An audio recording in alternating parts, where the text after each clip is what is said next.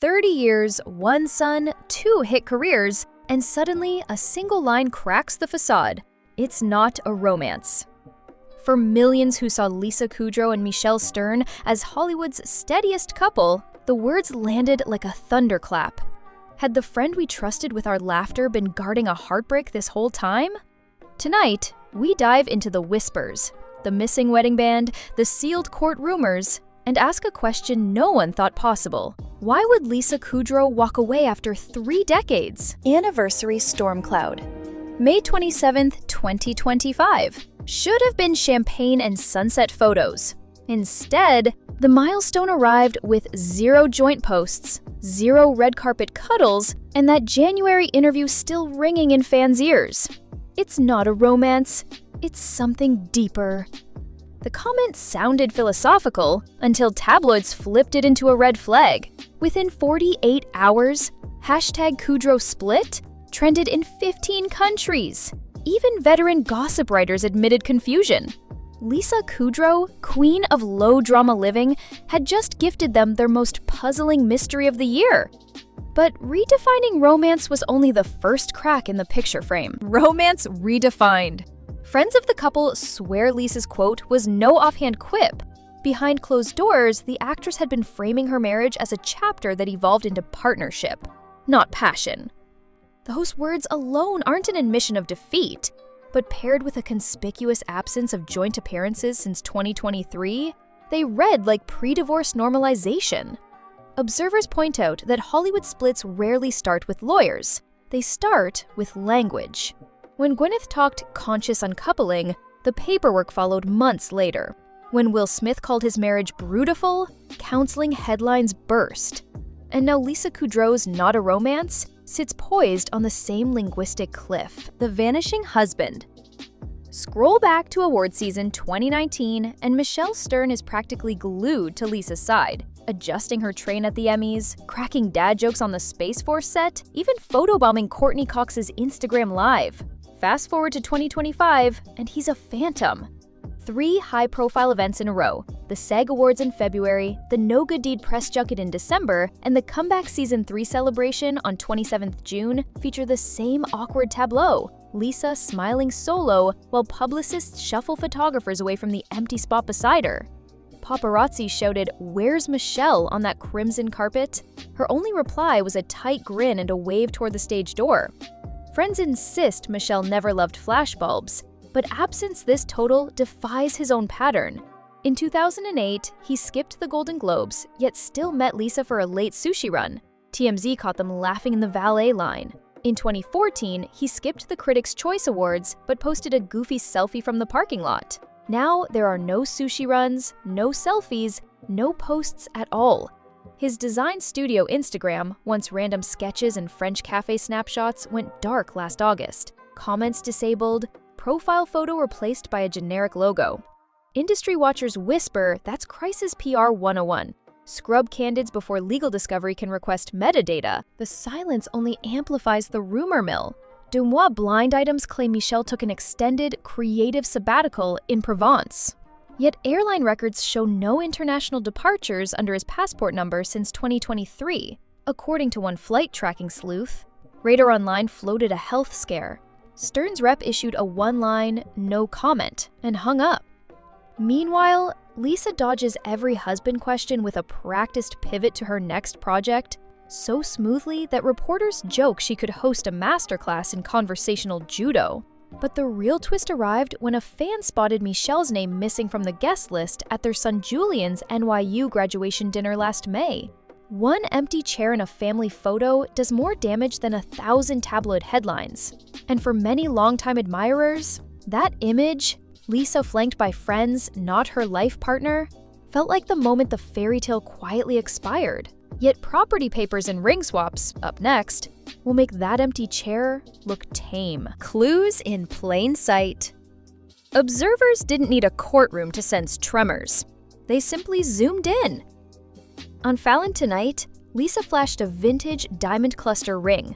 Elegant, yes, but not the plain gold band she'd worn for 29 years. Screenshots raced across X within minutes. Reddit detectives circling the stone like astronomers spotting a supernova, then stacking comparison photos going back to 1996.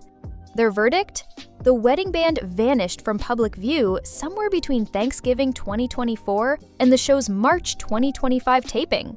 More telling, Lisa liked half a dozen posts from an indie jeweler who specializes in self-purchase milestone pieces. An online breadcrumb almost no one noticed until the ring swap debate erupted. The accessories mystery overlapped with a quieter financial shuffle. Deep inside Los Angeles property filings, a newly formed shell company, Hazy Phoebe LLC, acquired the guest house behind Kudrow's Beverly Hills estate during July 2024. Real estate attorneys say the move screams asset segregation. Split the land now, argue personal versus community property later. 3 months after that, the main residence transferred from joint tenancy to a family trust under Lisa's sole control, a tactic often used to keep future proceeds from sliding into a divorce ledger. Even the couple's beloved Santa Barbara Beach cottage briefly hit the rental market for short-term executive stays only, code for testing cash flow on an asset you might soon divide. Social media offered its own collage of signals. Birthday shoutouts to Michael? Gone since 2023. Holiday selfies? Replaced by cast reunion reels and solo producer updates. Fans also caught a subtle scrub. Lisa's Instagram bio trimmed mom and wife down to a single word. Storyteller. Critics dismissed it as brand tightening. Linguists called it a pronoun earthquake. Meanwhile, Michael's design studio archived every photo featuring Lisa and quietly disabled comments. An odd step for a business account, unless it's bracing for trolls or media frenzy. Put together: missing band, shell company deeds, bio edits, comment locks. These are less random coincidences and more like neon arrows pointing to a private negotiation already in motion. And if breadcrumbs this bright are left in plain sight, imagine the unswept crumbs hiding in lawyers' desk drawers. Yet property papers are child's play compared to what attorneys might already be sealing behind 3-inch mahogany doors. Behind closed doors. Los Angeles Superior Court may show 0 filings, but that's only half the story. Hollywood's most discreet splits unfold in conference rooms far from the marble columns. California law lets A-listers hire a rent-a-judge through jams or ADR services, ex-jurists with lifetime gavels who operate in hush-hush penthouse suites.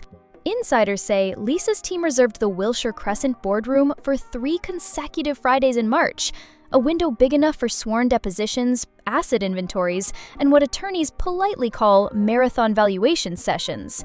Translation: spreadsheets thicker than a sitcom box set. Each cell mapping royalties, back-end points, and residual checks from Friends syndication, still rumored to drop 8 figures into Lisa's account every year.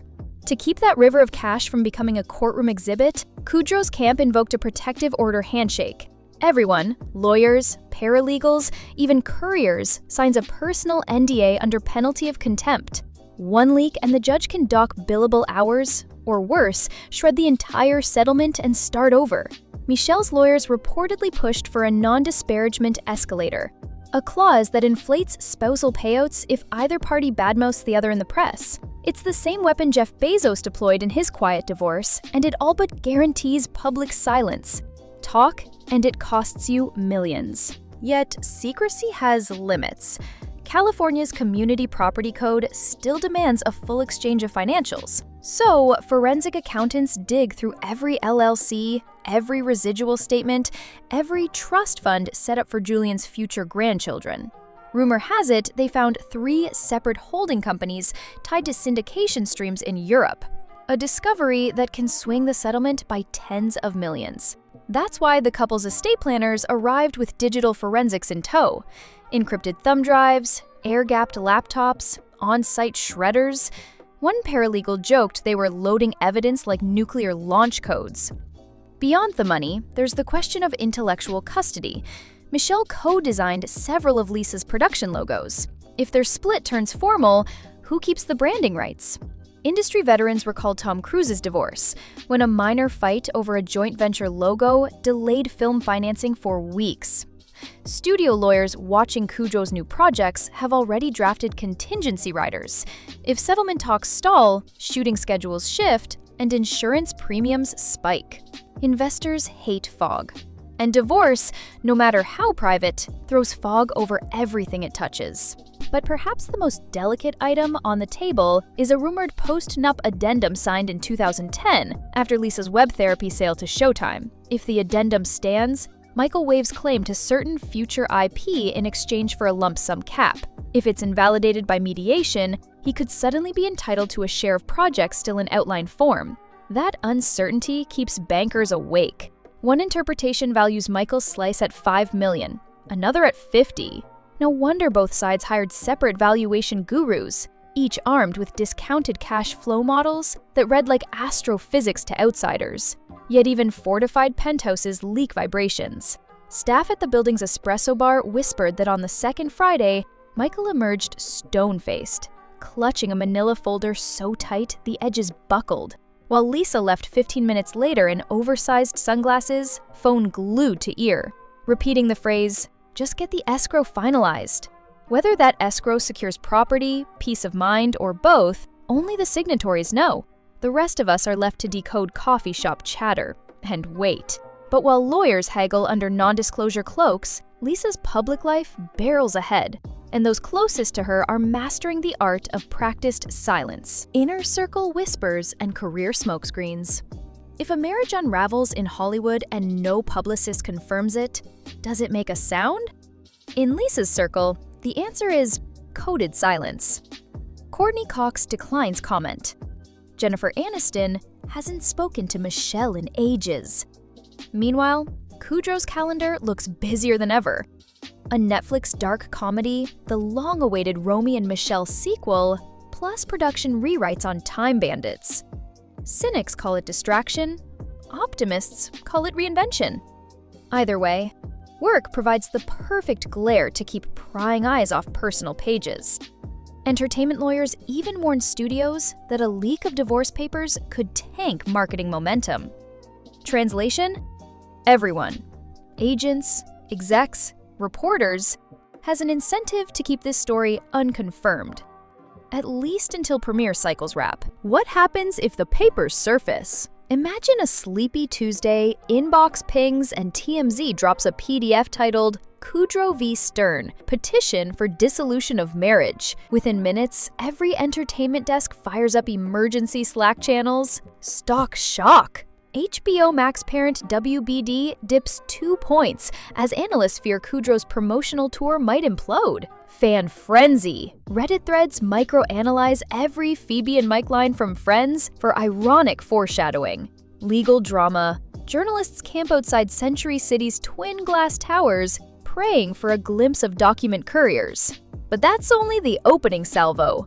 Divorce discovery could unearth emails about profit sharing on Lisa's production banner, revealing multi-million-dollar side deals and unannounced scripts. Advertisers might panic if those emails hint she'll step back from press during custody of brand endorsements. Netflix would scramble, editing teaser campaigns to pivot away from perfect marriage talking points filmed months earlier. Even Romy and Michelle 2, a nostalgia cash cow, could face delays if insurance carriers slap a key person stress clause onto the budget. Then comes the personal fallout.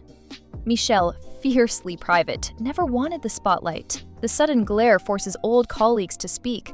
College friends sell anecdotes. Paparazzi stake out his Pasadena design studio. Tabloids dredge up the ancient rumor he once dated Lisa's roommate. A quirk once cute, now recast as omen. Worse still, Friends lore becomes collateral. Remember Kudrow championed healthy boundaries on set? Headlines twist it. Phoebe preached boundaries, but lost her own at home. The narrative threatens to overshadow the comedic renaissance she's crafted for a decade. And yet, in that chaos, Lisa's next move could crown her either Hollywood's privacy hero, proof you can end love quietly, or the latest casualty in the celebrity overshare age. One strategic Instagram note: dignified, gracious, a sprinkle of humor, and public opinion might pivot from prying to protective. But delay a day, let rumors spin, and the internet writes its own ending. Bottom line, if the papers leak, the story won't just be a divorce, it'll be a referendum on how the last truly low-key friend handles an all-too-public heartbreak. Careers, brands, maybe even syndication royalties wobble on that paper-thin edge. The quiet goodbye. Every fairy tale wedding vows forever. Few confront the silent question that sneaks in decades later. Is forever the same as happy? Whether Lisa Kudrow has already signed the papers or merely updated her definition of love, one truth glows through the murk.